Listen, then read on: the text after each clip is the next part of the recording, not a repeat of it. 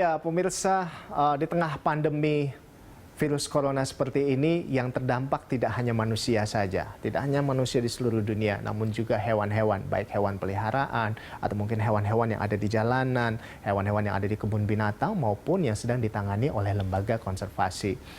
Namun pemirsa, ada sejumlah orang yang tetap mengambil keputusan untuk melakukan aksi demi kesejahteraan hewan-hewan ini. Siapa saja mereka? Kita langsung temui mereka di sini di People and Inspiration. Ya pemirsa, langsung saja yang pertama kita akan membahas hal ini bersama dengan salah seorang pendiri dari Jakarta Animal Aid Network. Langsung saja inilah Femke De Haas. Halo Femke, apa kabar?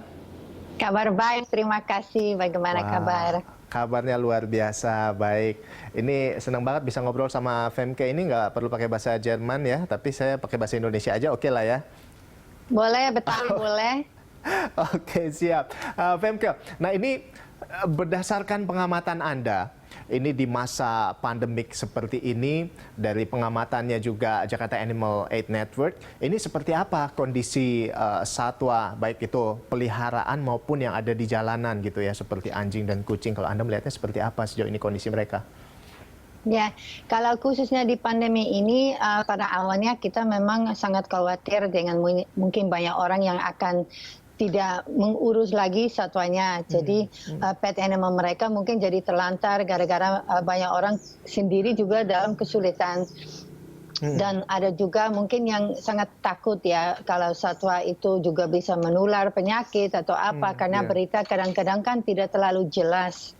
Jadi kami berusaha untuk melakukan sosialisasi kepada masyarakat bahwa satwa pemeliharaan mereka itu bagian dari keluarga. Jadi jangan sampai dilantarkan, kalaupun harus kurangi dari sisi mungkin ada beberapa hal yang bisa ditinggalkan demi kebaikan keluarga dan anjing atau kucing atau satwa pemeliharaan sendiri, ya lakukan itu gitu. Jangan korbankan mereka. Kita dalam permasalahan ini bersama-sama gitu. Jadi kita memang pada awalnya sangat takut ya, banyak orang akan melantarkan, mungkin ada banyak satwa yang dibuang ke jalanan. Jadi ya dari sisi kami, tanggung jawab kami adalah menginformasikan ke masyarakat semua hal yang benar dan faktanya soal COVID ini, soal pandemi ini, bahwa kita tidak usah khawatir dengan kucing atau anjing atau satwa pemeliharaan kita sendiri. Kita harus tetap merawat mereka dengan sebaik mungkin. Tapi kalau Anda sendiri melihat ini memang sudah lebih banyak terlantar seperti itu atau bagaimana di masa pandemi ini?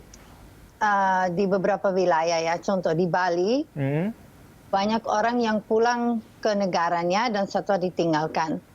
Terus di kota-kota seperti di Jakarta juga ada beberapa orang yang juga ada yang kontak kami, tetapi juga ada laporan dari tetangganya bahwa mereka tidak mau lagi urus satwanya karena ada isu-isu soal COVID itu. Jadi kita langsung harus membenarkan berita itu biar jangan sampai masyarakat takut. Jadi takut dengan pemeliharaan satwanya diri sendiri, karena tidak mungkin mereka bisa menularkan penyakit itu kepada kita gitu.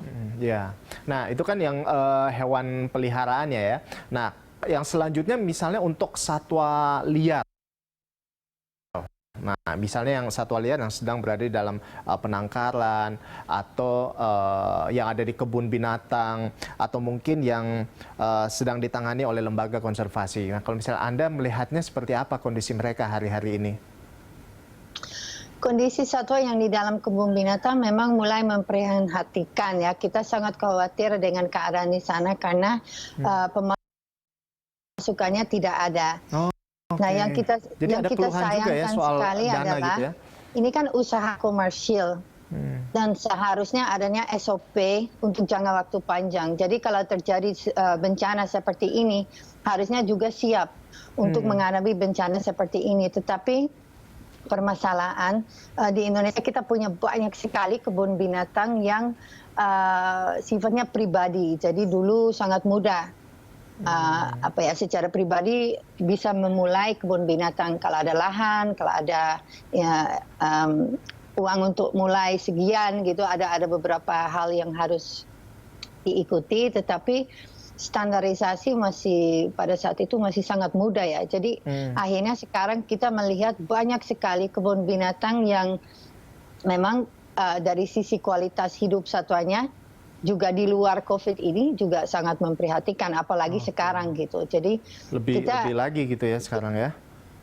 Iya, dan kita sendiri dalam apa ya, konflik juga dengan diri sendiri gitu. Karena di satu sisi kan kita nggak mungkin bisa mendukung dengan uang yang notabene kita kan organisasi non-profit. Dan kita semua berjuang untuk mengembalikan satwa ke alam. Jadi kalau sekarang donasi-donasi itu kita offer ke usaha, yaitu kebun binatang kan, itu usaha, itu bisnis.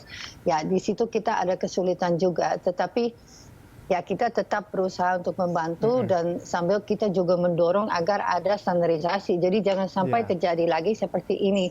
Seharusnya kalau ada bencana, usaha-usaha sudah siap dengan planningnya untuk longer term begitu.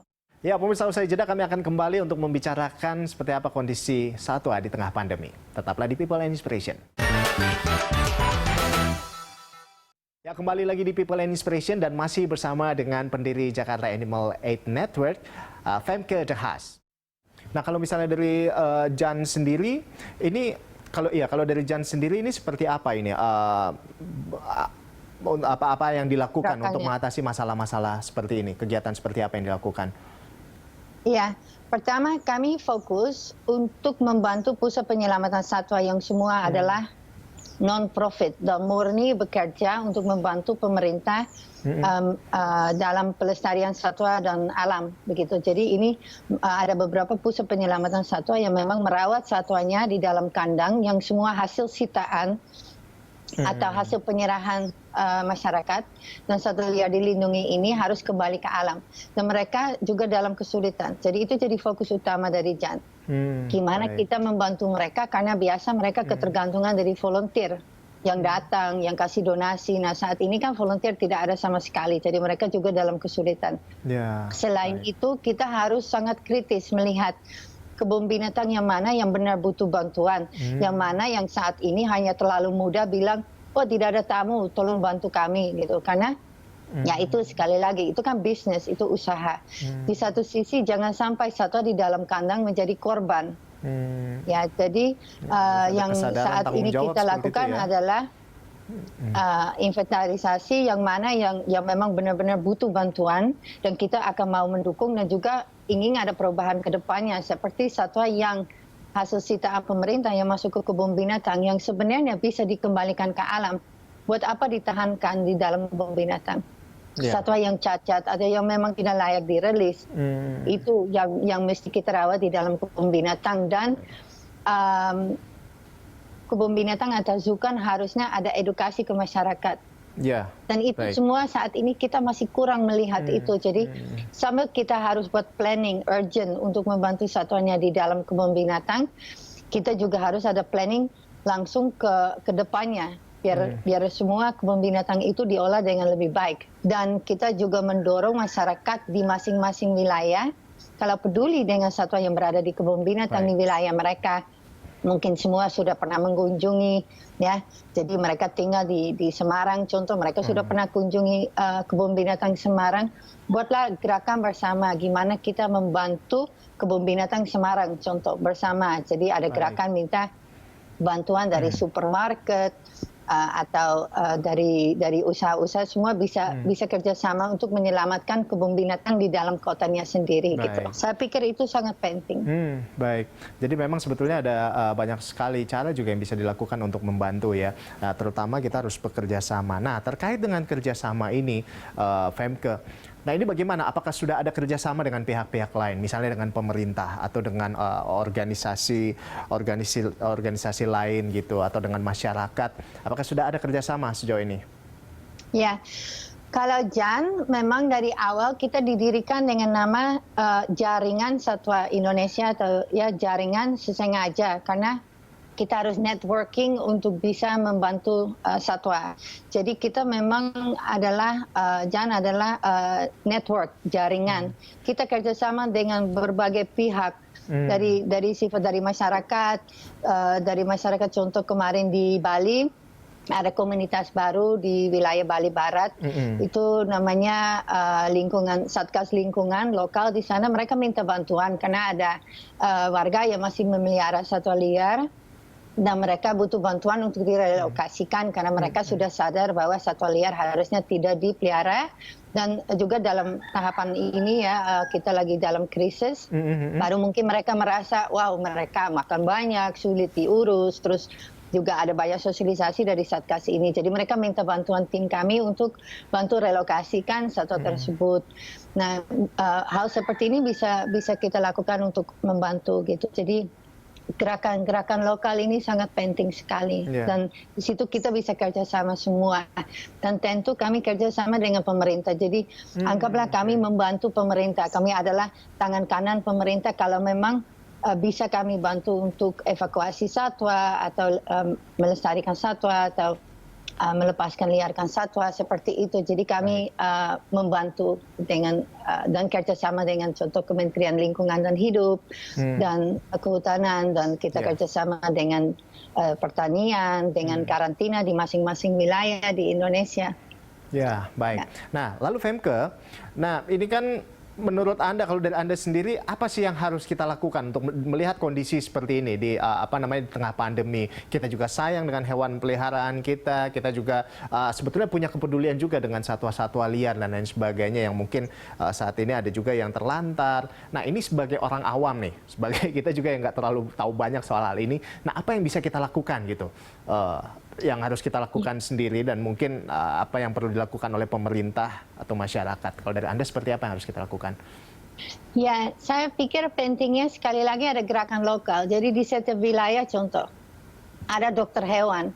Nah, dokter hewan mungkin bisa ikut membantu dalam aktivitas sosial untuk membantu satwa pemeliharaan yang mungkin dalam keadaan sakit, dan karena lagi dalam COVID ini pemasukan atau ekonomi masyarakat sangat sulit, jadi mereka mungkin tidak sanggup untuk biaya full. Jadi juga ada contoh dari klinik hewan juga ada direndahin lah harganya untuk demi membantu. Jadi kita harus buat gerakan bersama-sama lokal gitu. Jadi yang tetangga sulit untuk kasih makan anjing, mungkin saya ada lebih banyak dikasih. Seperti itu kita harus saling membagikan gitu. Dan juga dari sisi sekali lagi ke kebun binatang, memang faktanya ada kita punya banyak sekali kebun binatang di Indonesia dan banyak sekarang yang minta bantuan. Jadi semua yang peduli bisa buatkan gerakan bersama, Friends of the Zoo di Semarang atau Friends of the Zoo Bandung gitu. Nah, Friends of the Zoo ini juga akan menjadi kuat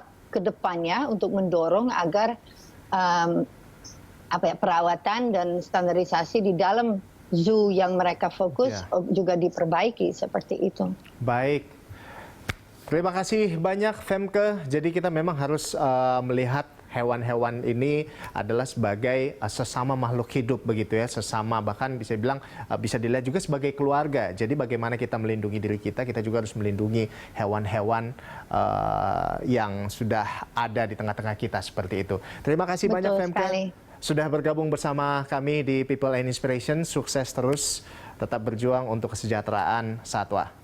Terima kasih. Ya, sama-sama Femke. Ya, pemirsa, demikian tadi pembicaraan kita dengan salah satu pendiri dari Jakarta Animal Network. Dan usai jeda kami akan kembali dengan narasumber yang tidak kalah keren. Tetaplah bersama kami di People and Inspiration. Kembali lagi di People and Inspiration, pemirsa, dan narsum yang berikutnya ini adalah seorang direktur operasional dari Nata Satwa. Langsung saja kita menyapa, ada Mbak Anissa Ratna Kurnia. Halo Mbak Anissa, apa kabar? Halo, baik Mas. Wah, tadi saya lihat ada kucing-kucing. Kucingnya mana? Lagi main ya? Ada di kamar sebelah, ini pakai laptop susah bawanya. Oke, siap. Baik, Mbak Anissa. Nah, di tengah pandemi seperti ini, nah Anda melihatnya bagaimana kondisi satwa yang sering Anda tangani sejauh ini? Iya, kondisi seperti ini nggak cuma manusia yang kesusahan ya.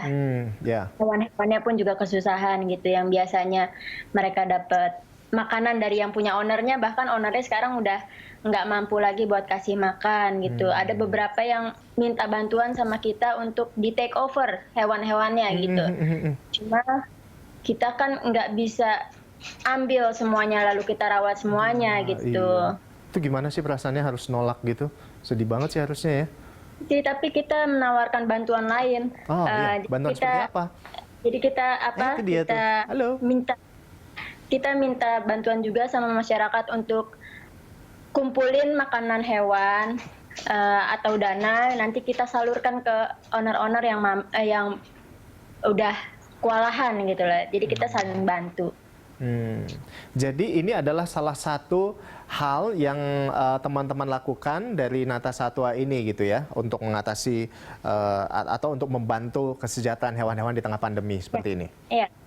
Selain itu kita juga melakukan street feeding sih di sekitar lingkungan kita, terutama juga kita kan punya beberapa volunteer, mereka juga sering ikut street feeding, kita bantu suplai makanan aja gitu, jadi mereka yang keliling untuk kasih makan hewan-hewan di jalanan. Wow, jadi langsung terjun langsung untuk kasih makan hewan di jalanan. Nah, baik. Yeah. Nah, kalau dari Anda sendiri melihat masalah apa aja sih yang sering dialami oleh organisasi-organisasi seperti pencinta satwa seperti teman-teman di Nata Satwa ini? Ya tentunya karena wabah ini kan dialami oleh semua orang. Terus ya, juga semua orang, terus juga impact-nya yang paling berasa adalah ke kondisi finansial orang-orang gitu kan, yang biasanya mungkin sering berdonasi, kemudian mereka harus tahan untuk tidak donasi. Terus juga volunteer-volunteer yang biasa datang jadi nggak bisa datang karena kan ada PSBB dan lain sebagainya. Yang kita juga lagi melakukan pembangunan shelter, lalu juga ingin pindahan, itu semuanya di stop gitu. Baik. Nah, kalau dari Anda sendiri ya, Mbak Anissa, kita nih sebagai masyarakat, apa yang harus kita lakukan sebetulnya untuk melindungi atau membantu kesejahteraan satwa di tengah pandemi seperti ini? Apa yang harus kita lakukan? Kita kan agak-agak kurang paham nih sebetulnya yang harus kita lakukan di tengah pandemi khususnya. Sebenarnya awalnya juga kita nggak begitu paham apa yang dialami oleh masyarakat, sampai akhirnya kita menemukan sendiri orang-orang itu yang harus terpaksa ngasih kucingnya atau anjingnya mie instan, terpaksa merebus singkong gitu, terus terpaksa makan pepaya, kucing makan pepaya karena mereka nggak punya makanan lagi. Dari situ kita ngerasa oke, kita harus ambil andil, kita harus ikut kontribusi, dan kita ajak masyarakat sih, dan masyarakat banyak juga kok yang ikutan, cuma ya seadanya gitu, karena kita juga memahami lah kondisi kita sama-sama susah. Jadi yang penting sama-sama bantu, sama-sama berjuang menghadapi pandemi ini gitu. Baik, kita tetap berjuang bersama-sama tentunya ya. We are all in this together. Jadi kita sama-sama saling ingetin, saling berbagi informasi sebisa apapun yang kita bisa lakukan. Tentunya kita akan lakukan untuk kesejahteraan satwa seperti yang dilakukan oleh teman-teman dari Nata Satwa. Terima kasih banyak Mbak Anissa sudah bergabung bersama kami di People and Inspiration. Sukses terus, tetap semangat berjuang demi kesejahteraan satwa. Terima kasih Mbak. Terima kasih banyak. Ya. Nah, itu tadi pemirsa obrolan kita bersama dengan orang-orang hebat yang memperjuangkan tentang kesejahteraan satwa di Indonesia. Dan kita berharap tentunya makin banyak lagi masyarakat yang peduli akan hal ini, karena apa yang kita lakukan adalah kita sama-sama melakukan kebaikan untuk sesama makhluk hidup. Terima kasih atas kebersamaan Anda. Jumpa lagi di program People and Inspiration berikutnya. See ya.